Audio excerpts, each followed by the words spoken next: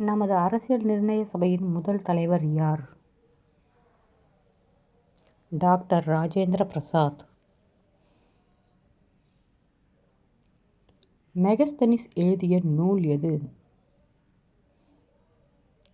இண்டிகா.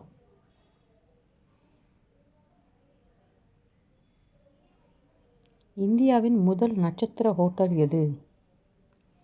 தாஜ்மஹால், மும்பையில் இருக்கு. 1903 ஆரம்பிக்கப்பட்டது.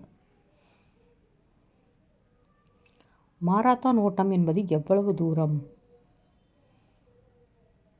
25 மைல், 1155 அடி. அறிவியலை இந்தியாவில் முதலில் கற்பித்த கல்லூரி எது? Hindu college, Kolkata. Thanks for your watching.